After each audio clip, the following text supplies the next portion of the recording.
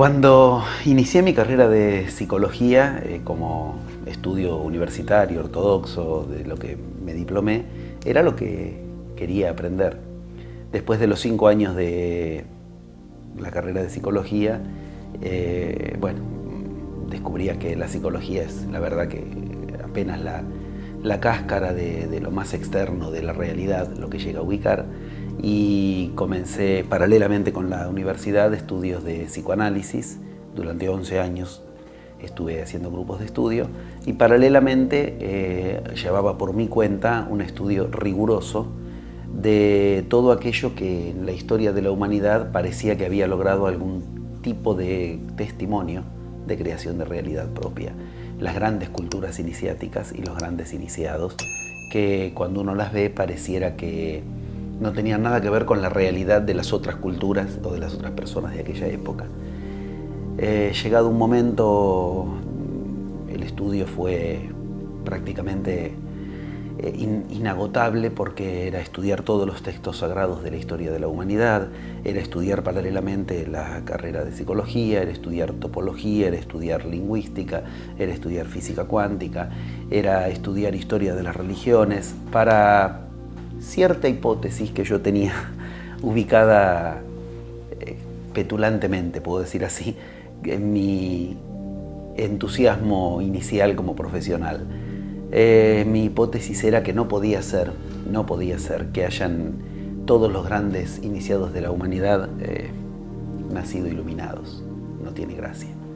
Si a los humanos nos dieron modelos de iniciación de gente que nace ungida, de madre virgen, y una paloma en el cielo dice: este es el hijo en el que tengo complacencia, y es el hijo del anterior grandioso y por eso él es grandioso.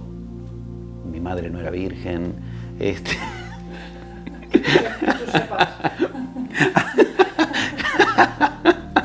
Por lo menos no cuando me concibió a mí. Hasta ahí puedo hacer. Ninguna paloma se escuchó en el cielo. Y yo digo, si a los humanos nos dieron modelos de sobrehumanos para que nos guiemos en el camino espiritual, esto era una broma de mal gusto. Y investigaba en las grandes culturas iniciáticas y yo veía algo que me llamaba mucho la atención. Las culturas habían sido grandes cuando el que regía o los que regían tenían que ganarse el lugar. Cuando era por unción de que era por el hijo del anterior, ahí es donde se empezaban a caer las grandes culturas. Mi petulancia de profesional iniciado recién, pero lleno de entusiasmo, fue durante 14 años seguidos leer 14 horas por día bajo una pregunta: díganme qué es lo que hicieron para llegar a los estados de evolución espiritual a los que llegaron. 14 años durante 14 horas por día. Encolumnaba pacientes 3 días por semana, que eran los días que atendía, trabajaba, y bueno, prácticamente no hacía otra cosa que leer el resto de los días. Empezaba desde muy temprano hasta muy tarde y me iba a dormir y todo eso seguía en la cabeza, y a la mañana otra vez. Era una disciplina poderosísima. Mi pregunta era poner en el diván a Cristo, a Buda, a Lao Tse, a Viracocha, a Sankara, a los grandes de la humanidad, bajo esa pregunta: dime tu secreto. Con mis pocas herramientas como psicoanalista voy a tratar de escuchar tus evangelios, voy a tratar de escuchar lo que de verdad fue tu palabra a cada uno de ellos, para tratar de descubrir, partiendo de una hipótesis: tú has nacido igual que cualquiera de nosotros. ¿Qué hiciste y cómo lo hiciste para lograr ese estado superior al de todos nosotros? La verdad que fueron 14 años de trabajo poderosísimo a nivel de leer los Vedas, leer los Upanishads, leer todas las Biblias, estudiarlas, junto con las disciplinas de la ciencia con las que podemos penetrar en el estudio de la realidad, como la cuántica. Y después de esos 14 años, empezar a buscar los cursos donde alguien me pudiera enseñar de todo eso que había leído. Y ahí empezó, en cierto modo, el verdadero viaje. Cuando uno cree que ya terminó y que ya leyó todo, ahí recién empezaba el verdadero viaje. Porque la verdad que la decepción es muy grande. Cuando uno leyó de esas grandes potestades, de esas grandes realidades que parecían que la vida se iluminaba, se llenaba de una magia cotidiana, de una energía especial, de gente que trascendía qué es lo que se logra en la vida, y uno va a ver Lo digo con todo cariño y respeto porque también pasé por ahí en su momento, cuando uno va a ver quiénes dan esos cursos de yoga, de tantra, de mantra, de sutra, de pirámide, y uno ve que por muy bien que respiran y que aprenden todo eso, la verdad que la vida está muy lejos de lo que yo había leído en esos textos originales, que era la vida de las culturas y de quienes en esas culturas practicaban eso. Yo, sin dar nombres, pero doy casos que son en cierto modo conocidos. El supuesto mentalista que no puede con el peso de su propio cuerpo, no puede ser. O sea, no puede ser que eso que estudió no le permita siquiera controlar su propio cuerpo. La profesora de yoga, me acuerdo, uno de los cursos más avanzados, más difíciles de lograr, y bueno, la profesora de yoga con respiraciones perfectas, con posturas perfectas, con aperturas perfectas de chakra, y el marido la engañaba con las compañeritas de curso y ella ni se enteraba. Eso no era de lo que yo había leído cuando leía de aquellas culturas de donde vienen estas enseñanzas. El perfecto chakrista, el que abre chakras, que sabe trabajar con toda su energía y no llega a fin de mes con la plata. No puede ser. No era eso. O sea, por muy bien que aprendieran y enseñaran, la vida se tenía que iluminar, se tenía que llenar de toques divinos. No era solo aprender a respirar, estar 10, 12 años para aprender a respirar y que tu vida no haya variado mucho, salvo que te sientes subjetivamente más centrado, más enfocado. Lo digo con respeto, está muy lindo, pero no eran para eso. O sea, si uno leyó los textos originales de esas culturas, la vida se transformaba en algo muy por encima de lo que habitualmente entendemos que es la vida humana. Ahí llegó la gran decepción. Todo esto era un mito, no servía para nada. Todos los que empezamos más o menos pasamos por ahí en algún momento. Esto, bueno, fue una mitología que perdí 14 años de mi vida, tanto tiempo de estudio. Ahora voy a estudiar en serio las cosas que son las reales, las de la realidad, las del hemisferio izquierdo, y dejémonos de embromar con todo eso. Fue nada más que una linda utopía que no funciona. Por supuesto que no es tan fácil cerrarle la puerta a lo divino. Siguen golpeando la puerta algunas casualidades, algunas señales, haciendo lo más corto posible un recorrido que no fue corto. Son 30 años de investigación. En suma, llegó el gran momento. Yo tenía que decidir, todo esto no sirve para nada y lo cierro, y me dedico a ser un psicólogo más entre tantos psicólogos. En Argentina eso es más o menos como uno de los destinos normales. Emprendo el gran riesgo. Y si de verdad existe aquello que yo leí en los textos originales, de que en toda cultura donde hubo saber original iniciático quedaron guardianes de la sabiduría, y me voy a tratar de encontrarlos.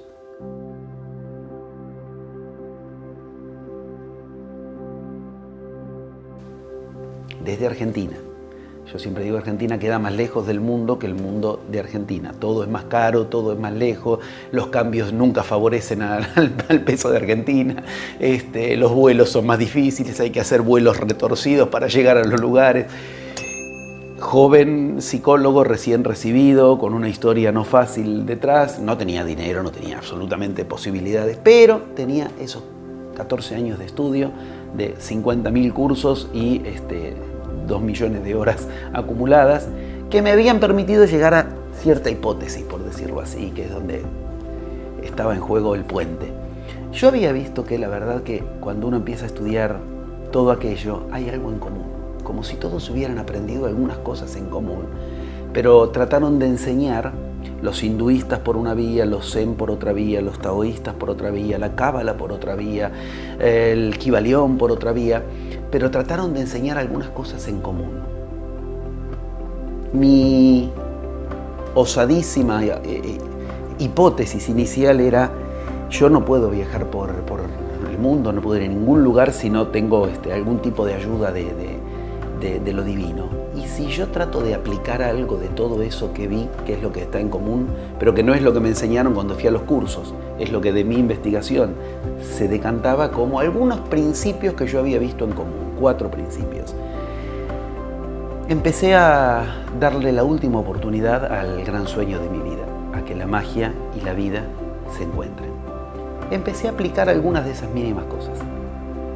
¿Qué pasaba si yo aplicaba algún toque mínimo tratando de lograr algo, no por las vías que son las que normalmente se ponen en juego, sino usando eso? Y bueno, ocurrió. Empezaron a producirse extraños fenómenos de casualidades que cuando yo quería hacer un viaje se abrían las casualidades, me armaban el camino. Paralelamente yo empezaba a enseñar de lo que había aprendido a nivel intelectual, y la gente se interesaba en aprender eso mismo, entonces surgían viajes de enseñanza, muchos de ellos en forma grupal, en muchos yo tenía que ir enseñando y en otros yo tenía que ir por mi cuenta en forma solitaria, y empecé a dar con las personas sagradas en las diferentes culturas que me permitían poner a prueba lo que había aprendido. Esto es muy difícil, dar con esa gente. Yo me llevaba la filmadora a todos lados, filmaba todo y me permitían filmar, además, cosa más difícil aún. Y bueno, así transcurrí, cuando me di cuenta ya habían pasado más de 100 viajes. En el interín se empieza a generar un proyecto de hacer películas sobre mi enseñanza y bueno, yo quería mi gran examen final antes de, digamos, contarle al mundo que sí, que los pasos de la magia existen, que son los mismos en todas las culturas y que son tales. Mi viaje final fue finalmente propiciado por la misma magia.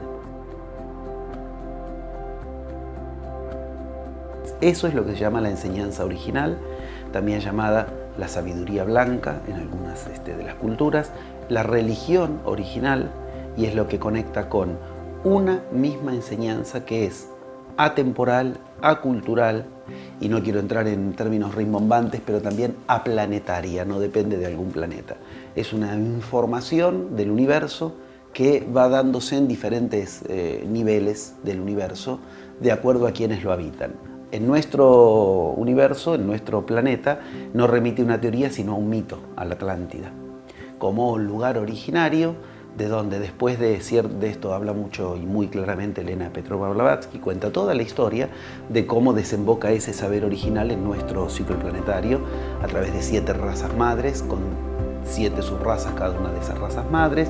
Nosotros somos la 5ª subraza y está a punto de producirse el cambio a una 6ª subraza, que es lo mismo que después descubrí, me decían los yamanes en los diferentes viajes, es lo mismo que enseñan los yugas en la India, las eras en la India, bueno, los incas, los aztecas, los mayas, todos hablan de una misma cuestión. Ese saber original no remite una teoría sino un mito, la Atlántida, y va pasando de plano en plano, de planeta en planeta, de tiempo en tiempo y de cultura en cultura. Eso es el origen de todo lo que después llamamos religiones, que lamentablemente cuando se institucionalizan, en lugar de unirnos con ese saber original, nos separa. Y esto es parte de lo que advierte esa sabiduría original. Lo mismo que une, separa. Un puente puede unir 2 lugares o separar 2 lugares. Depende de si lo transitas y lo recorres. Las iglesias institucionalizadas terminaron separando del origen, o sea, nada más lejano de lo que enseñó Cristo que el cristianismo. Si hoy viniera Cristo a la tierra, ni se da por enterado de que ese que está ahí, supuestamente hablando en Vaticano, está hablando de lo que él enseñó. De hecho, el mismo Cristo decía, no se tiene que orar en conjunto, iglesia significa eclesiastes, conjunto, comunidad.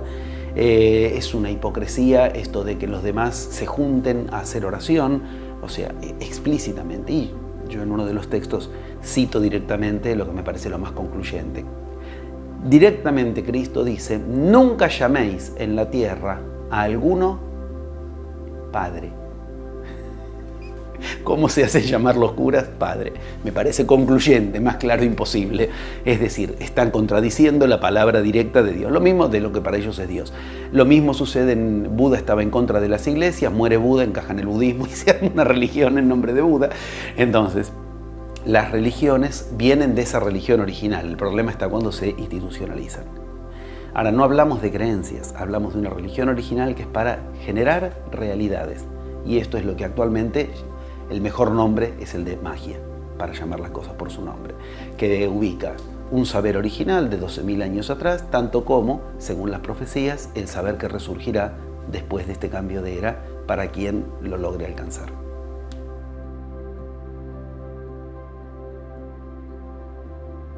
Si yo tengo que decir cuál es el valor añadido, funciona. Empecemos por ahí. No es una filosofía, no es una cosmología. Los resultados están y están siguiendo un método. Es decir, no es que uno no sabe por qué obtiene resultados que obtiene o por qué no los obtuvo.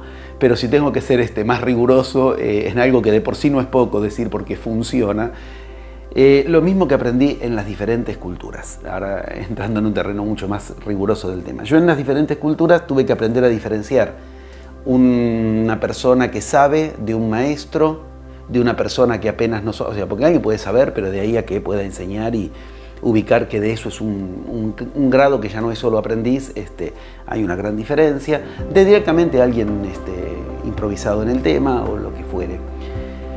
Aprendí en esas culturas algo muy obvio una vez que uno lo ve, pero que bueno, me llevó los viajes, que me llevó a darme cuenta. No importa cuánto sabe, mírale la vida.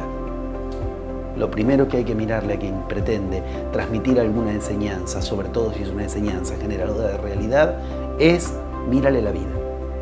Los mismos principios rigen toda área de la vida, entonces no hay áreas en la vida. A alguien no le puede ir bien en la economía y mal en la salud. Bien en la salud, pero mal en la pareja. Mal en la pareja, pero no existe eso. Los mismos principios creadores generan cualquier cuestión de la realidad. Hay algo muy concreto y muy claro. O se te ilumina la vida, y de lo que se trata es de que en tu vida logras lo que decides lograr, atravesando las barreras internas, que para eso es el viaje interior, no para lograr resultados simplemente. El resultado es el testimonio de las barreras internas que se atravesaron, o lo que se está llevando a cabo es una filosofía más. La gran diferencia, por eso yo intento no ubicarla en niveles, es decir, al principio caí en el mismo error de lo mismo que esos lugares a los que iba. El nivel 1, nivel 2, nivel 3, ahora vamos al siguiente y ahora pasamos de ocultismo a numerología y pasamos de numerología a cábala y después el nivel 1, 2, 3. Y la idea es siempre en el nivel siguiente voy a aprender lo que me falta por lo que no me funciona. Bueno, esos fueron unos 10 años al principio. Hasta que hice lo que se llama en magia un arranque bifásico, arranqué desde otro lugar. Yo voy a enseñar un nivel introductorio y de ahí en más no hay más niveles de seminario, de curso, de plenario, nada. Ese es el nivel introductorio, nada más. Después directamente son trabajos de aplicación directo en lo que yo llamo grupos de supervisión, que hubo que inventarlos en la enseñanza esta, que es supervisar la aplicación de los pasos que enseña el método de la magia. Entonces, a diferencia de la idea es otro nivel, otra cuestión, y hay algo más por aprender, todo lo que tienes que aprender te lo enseña tu aplicación. Yo enseño topología lingüística, enseño lógica, enseño los pasos que se llaman de parábolas algebraicos, diferentes lógicas, pero no te las enseño si no las estás aplicando. La aplicación va ubicando lo que tienes que aprender en cada uno de los lugares, de ese momento de tu formulación de la realidad. A diferencia de la idea es, yo un día voy a aprender y de tanto aprender voy a saber. No es que la posibilidad de tanto aprender te lleva a saber. La aplicación de lo que aprendes te lleva a saber y te obliga entonces a aprender más cuestiones. Magia viene de mayab, que significa primero y principal ilusión. O sea, es hacer eso, ilusiones ópticas. En lo que hace a un recorrido de iniciación, a un recorrido individual, es eso también. ¿Por qué? Porque lo primero es darse cuenta de que vivimos en una ilusión. ¿Qué ilusión? La ilusión que en la segunda parte de la magia quedará atravesada. ¿Cuál? La de que la realidad ya existe, está afuera, es densa y es igual para todos. Ahí empieza la segunda etimología de la palabra magia, de la palabra mayab, de la que decíamos recién.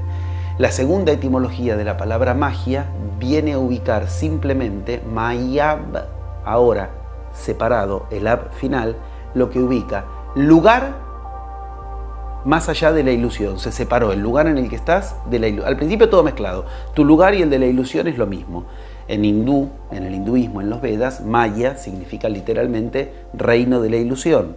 También es el nombre de la madre de Buda, así como María es un derivado de ese Maya. María es un derivado de eso.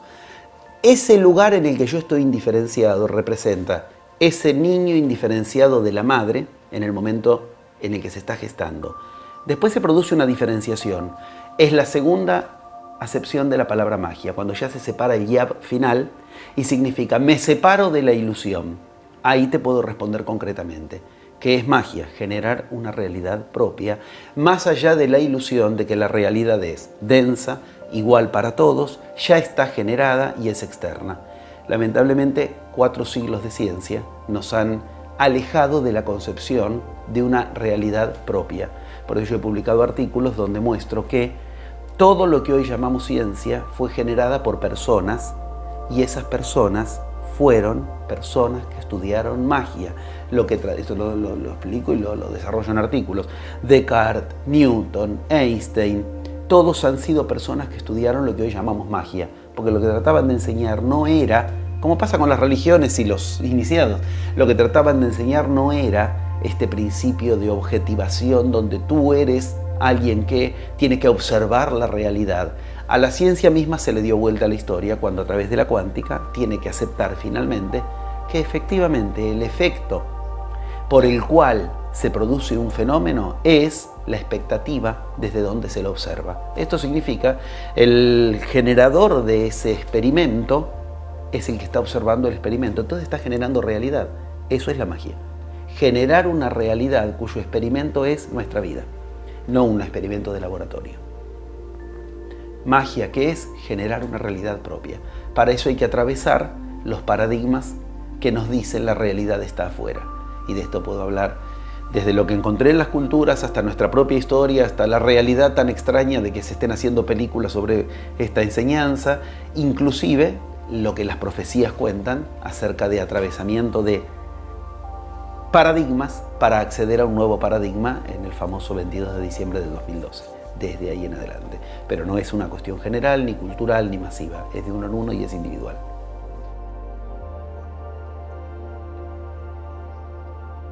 El chamán te dice, en ti ya hay magia, falta el mago en ti.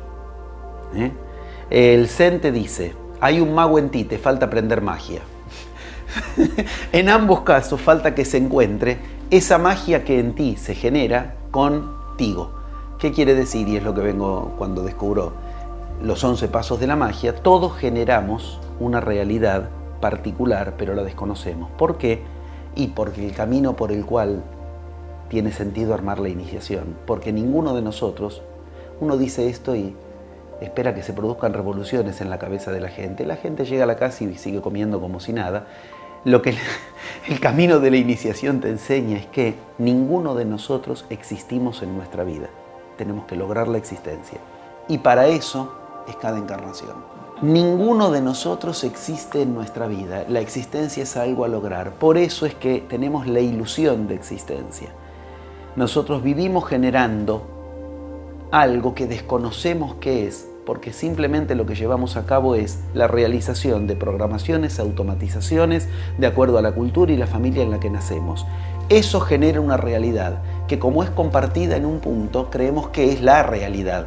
Te vas a otra cultura y todo lo que nosotros acá consideramos real, es el primer destape que te hace en la cabeza, para ellos son conceptos que ni los entienden.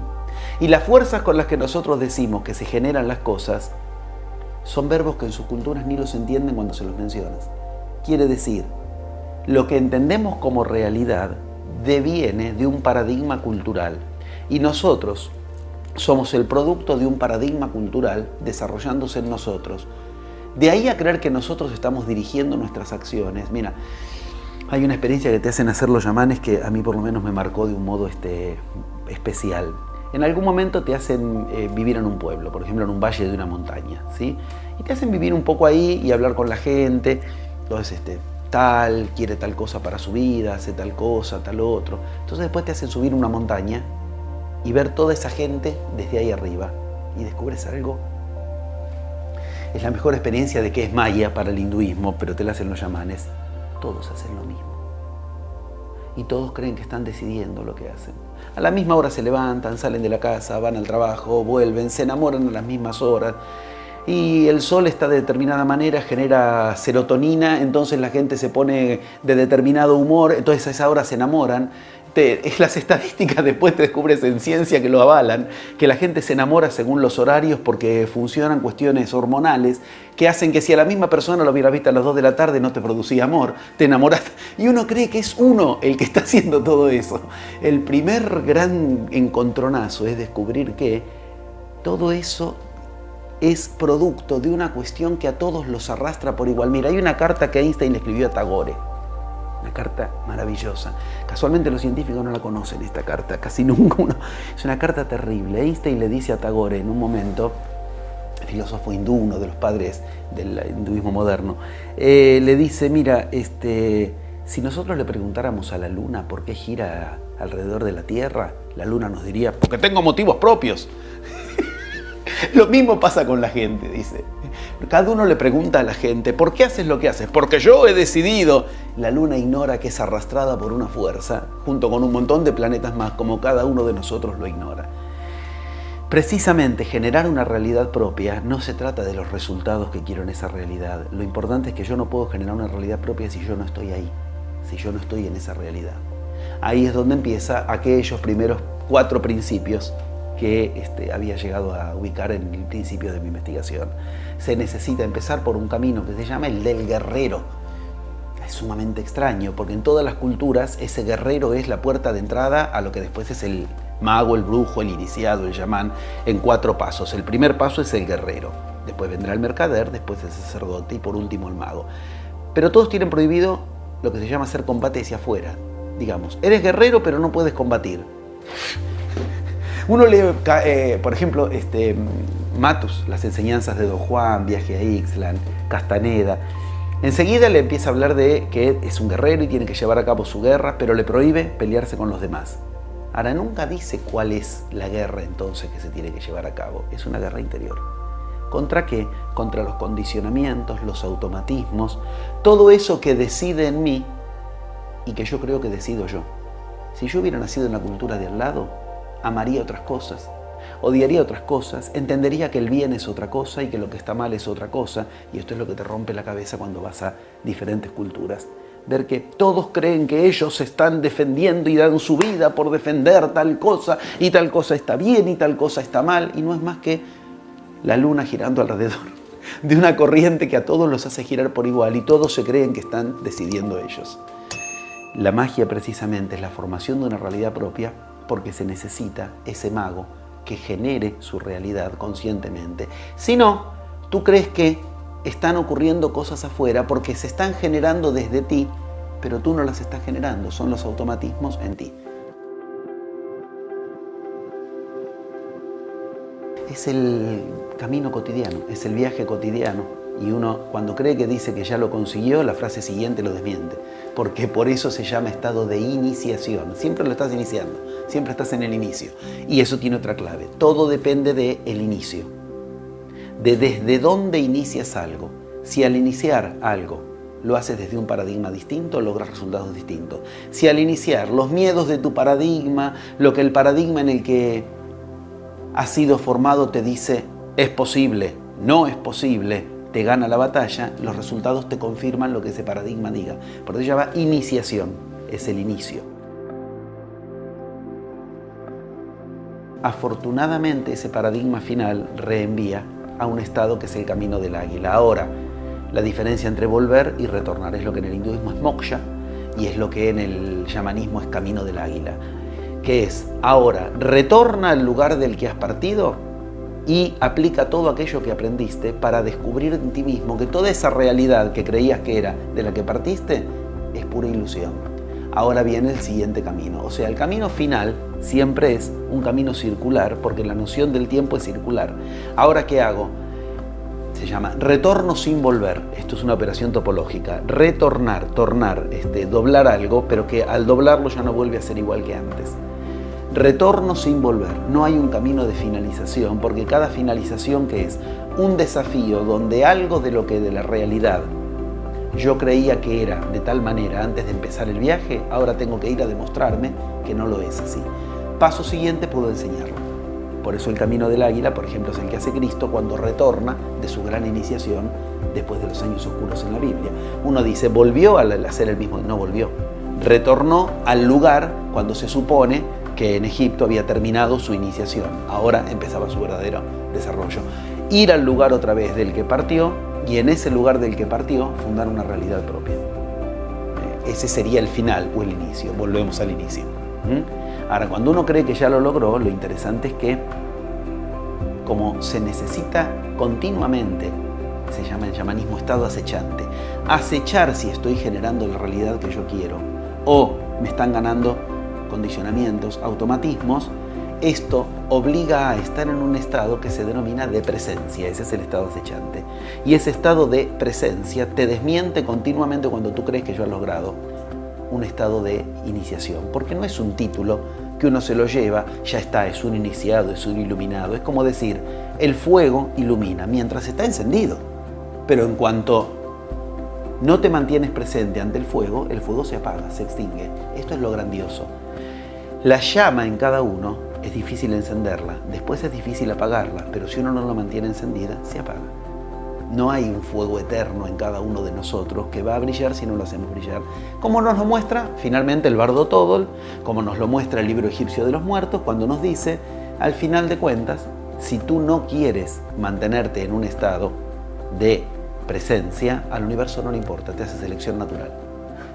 O sea, no es que el universo está interesado en que tú existas, el universo se interesa en ti si tú te interesas en existir.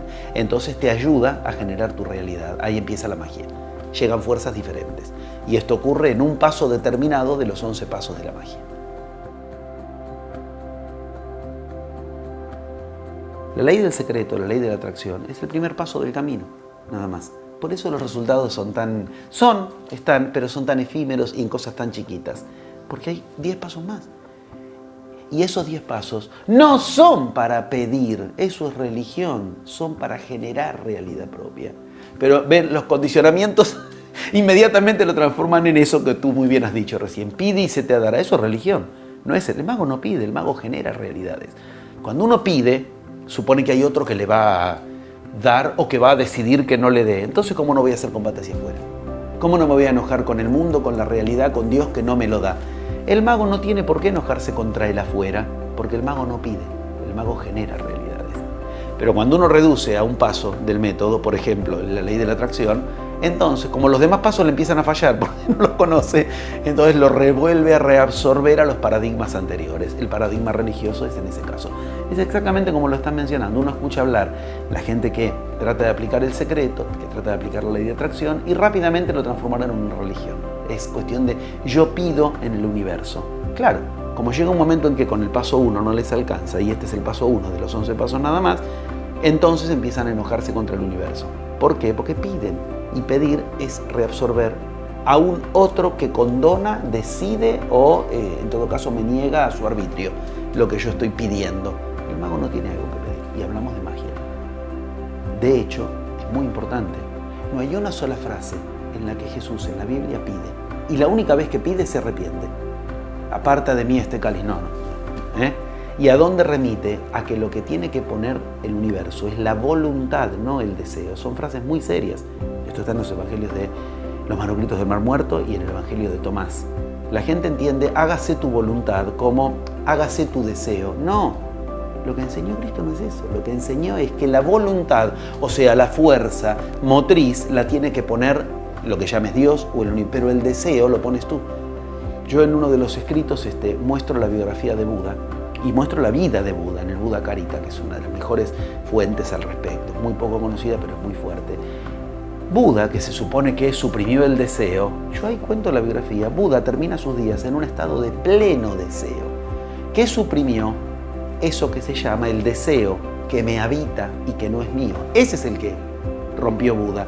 Cuando Yasodhara, la esposa, cuando el padre de Buda, deseaban que él sea un príncipe más heredero del trono, ese es el deseo que él suprimió, el mismo que nos toca a nosotros suprimir, el deseo que nos impide existir porque es el del otro automatizado en nosotros. Pero Buda termina diciendo en la primera encarnación, que él ahora quiere enseñarle al mundo lo que él descubrió, y eso se llama deseo. Eso se llama deseo. O sea, termina pletórico de deseo. De hecho, viene 14 encarnaciones más para tratar de entender cómo él logró lo que logró para enseñárselo a la gente. Y en la última encarnación, cuando es Avalokitesvara Buda, o sea, es la última encarnación de Buda, recién ahí da por renta, lo que yo hice fue, y ahí descubre el método de la magia, descubre los pasos, se los enseña a los tathagatas, que se llaman, a los iniciados que tenía alrededor, y ahí ya no se encarna nunca más. Pero quiere decir que 14 encarnaciones más deseó entender qué es lo que había hecho. O sea, el deseo es un problema cuando nos habita. Precisamente lo que se alcanza es un deseo propio. Y ese deseo propio no es contra el que se peleó Buda. Él alcanzó un deseo propio. Lo mismo sucede con Cristo. Cristo no le planteaba a Dios, haz tu deseo, sino que la voluntad, la fuerza es la que tiene que ponerlo. Porque la magia no se logra con voluntad.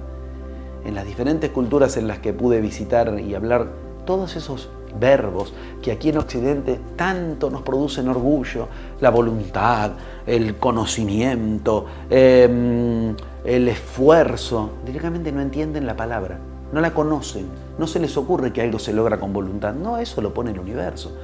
Tú no puedes con tu fuerza frenar el océano, ni dirigir al océano hacia donde quieres que vaya. Eso que es de lo que aquí nos parece que es con lo que hay que mover el universo, es lo mismo que Jesús le dice a el universo, ese al que le habla, en ese tetragrama clave que es Yahvé. Tu voluntad, no tu deseo, el deseo lo pone Él. De hecho, lo que en el cristianismo se conoce como el Padre Nuestro, no lo confundamos, Él le dice lo que quiere. Y perdónanos nuestras deudas y dame el pan, ¿no ves que está deseando? Lamentablemente esto se lo transforma en no hay que desear. Eso es un deseo. ¿No ves que no se puede?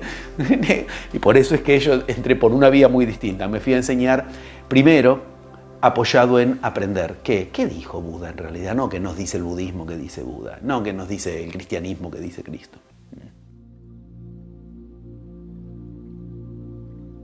Primero, el secreto, que es, bueno, una serie de postulados, posibilidades, afirmaciones que atraen lo que pones en tu mente. Pero ahí viene el serio problema. ¿Y quién sabe lo que tiene en su mente? El paso 1 de la magia se llama el caos de la idea, mundo de la ilusión, el maya todo junto, que decíamos antes. Cualquier persona cree que tiene las ideas claras, hasta que las tiene que decir. Cuando las dice, empieza a descubrir que no puede decir 2 veces seguida la misma frase. Si yo te pregunto, dime lo que quieres lograr. Todos creemos que lo tenemos claro en la cabeza, hasta que lo tiene que decir. Se lo preguntas 3 horas después, o una semana después, y ya te cambió la frase. Pero además cuando lo dijo, no tiene idea de si lo que dijo es lo que quiere, o en su idea lo cree que lo tiene claro. Pues bien, el universo no sigue ideas. Como nos muestran todas las Biblias, el verbo es el logos, y logos significa palabra. Dios mismo no pudo evitar nombrar lo que quiere. Uno pregunta, ¿por qué Dios dijo? Y Dios dijo que se genere la luz, y Dios dijo haya luz, y Dios dijo haya tinieblas, y Dios dijo haya aguas de arriba y aguas de... ¿A quién le decía? Si estaba solo en el universo. ¿A quién le decía? ¿Por qué tenía que decir? No hay una secretaria que tomaba nota. ¿Por qué decía? Porque si no es con la palabra, no se produce creación. En el hinduismo hay una experiencia, no me canso de maravillarme de lo claro que... El sexto Veda es el único Veda que conoce Occidente, si no has leído los Vedas. Es el Bhagavad Gita. Más o menos es el único que conoce Occidente. El Bhagavad Gita, en cierto modo, es un resumen de todos los Vedas, por eso está ahí en el medio. Y el Bhagavad Gita es cuando Dios un día se apiada del hombre y se encarna a ayudarlo. Dios, Krishna, para el hinduismo, y el hombre, Arjuna. Es muy interesante preguntar cuándo se encarna Dios para ayudar al hombre. Uno podría decir, se encarna cuando uno está feliz, cuando uno está con su familia, con sus hijos. Todo lo contrario.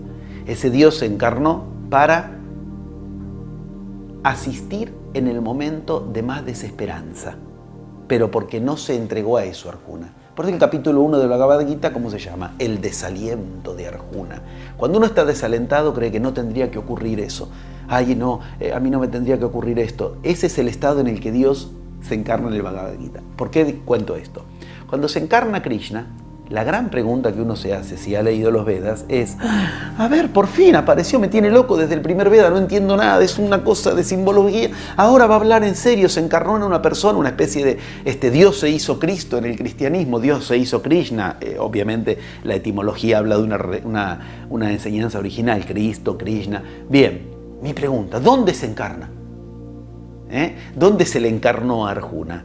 Arjuna era un general del ejército, se le encarnó en la lanza mágica, por ejemplo, como en las culturas vikingas, se le encarnó en la esposa, se le encarnó en un general del ejército, él era general, en un colega que le iba a dar fuerza. No. Dios se encarnó, Krishna se encarnó en el lugar más estratégico en el que se podía encarnar, el auriga. Auriga. Aurícula. El cochero, el que lo escucha, ese es Dios. Dios escucha. El cochero, el auriga de Krishna, el auriga que Krishna encarna sería el que hoy es el taxista. El que hoy es el que sube al auto y le dices a dónde vas. ¿Qué me importa que yo tenga claro en mi cabeza a dónde voy? Le tengo que decir al taxista.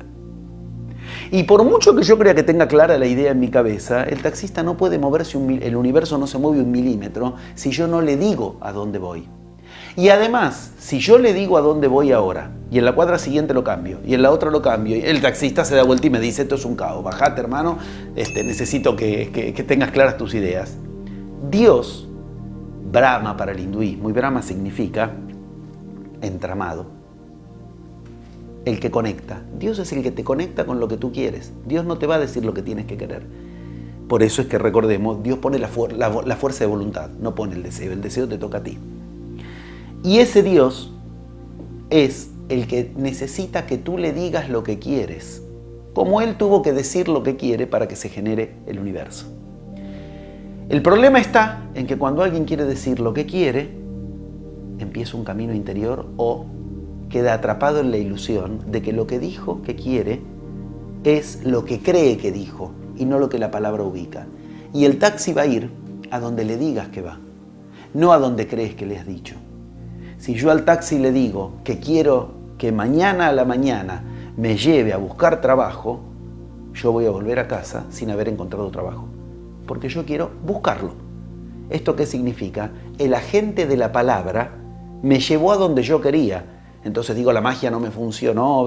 Ok, lo que ocurrió es que el universo concedió exactamente lo que le has dicho. Vamos a otra mitología, Medio Oriente, 1001 noches, lo mismo.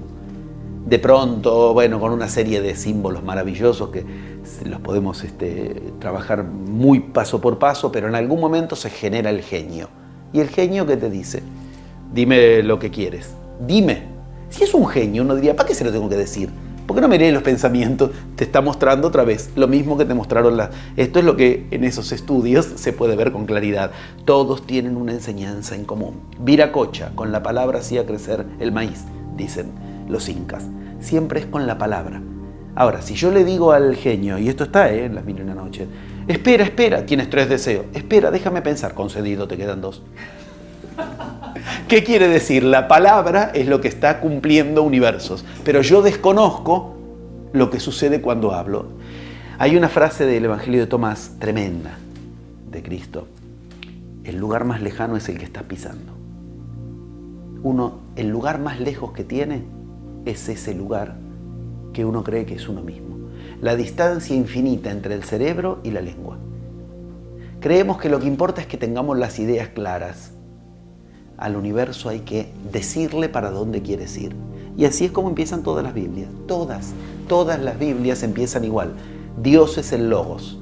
Logos es palabra y Logos es luz. Empieza siendo palabra para terminar siendo luz. Eso se llama en magia. Primera mitad de método. Con la palabra aprendes a dirigir tu realidad. Segunda mitad de método. Ingresan energías superiores.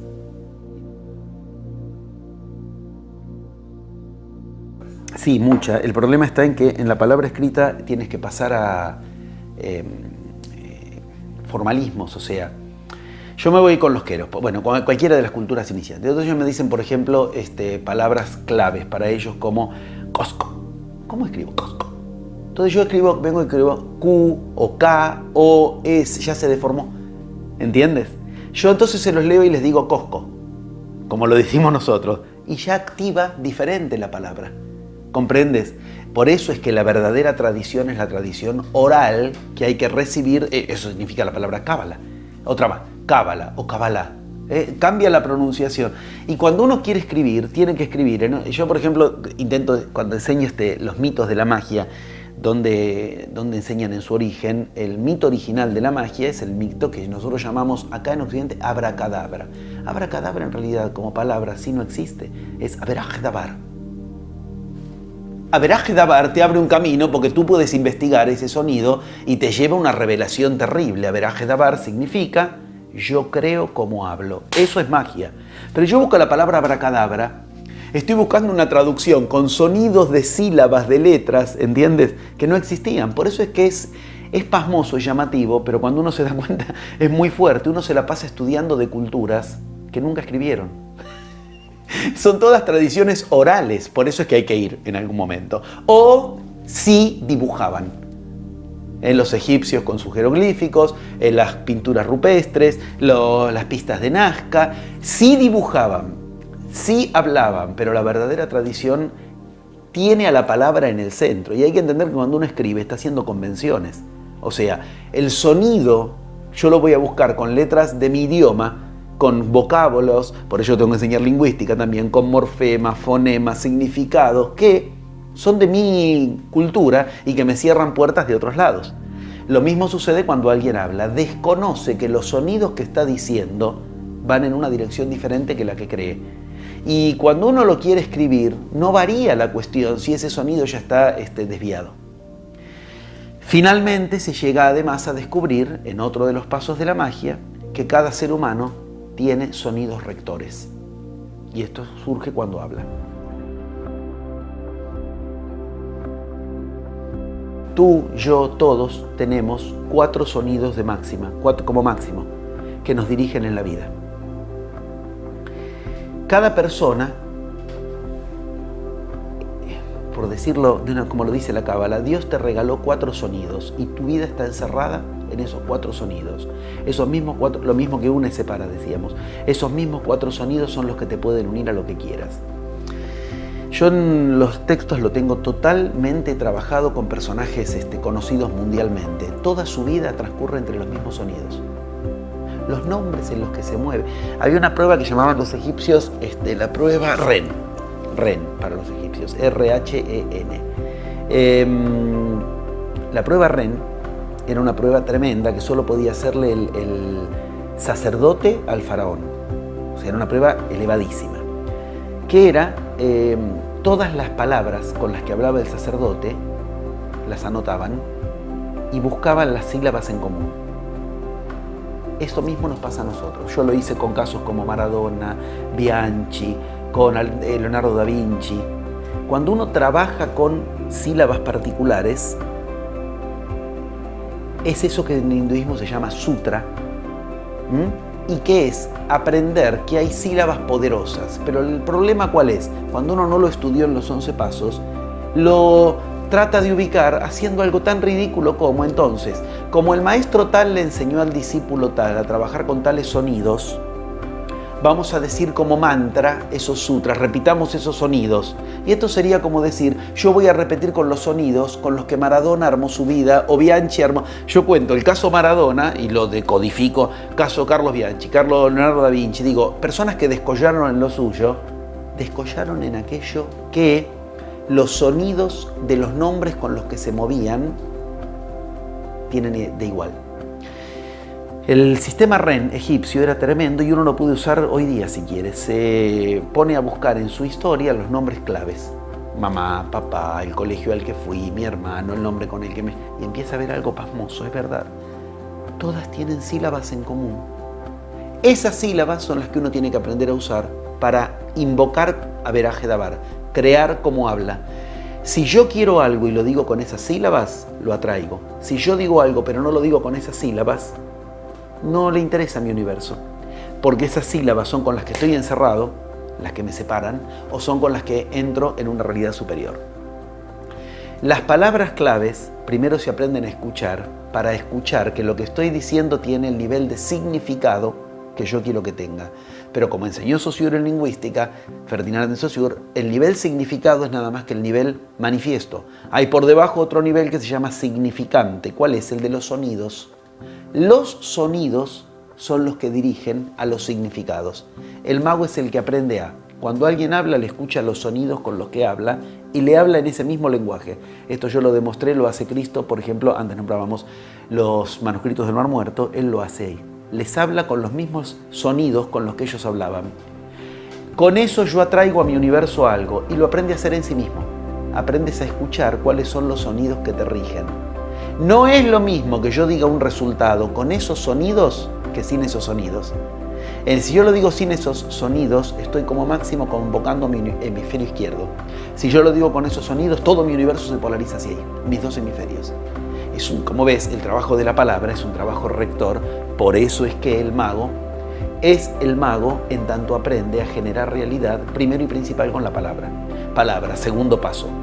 En cambio, el principio del secreto que me preguntabas antes es una serie ideativa donde uno no está obligado a escuchar lo que dice. Cree que dice lo que quiere, pero no aprende a escucharlo. Esto es en el paso 2 y es aprender a escuchar que lo que va a suceder son las órdenes que le están dando al taxista, a la auriga. Pero estamos en el paso 2, faltan 9 pasos además. Suscríbete y activa la campanita para más contenido espiritual.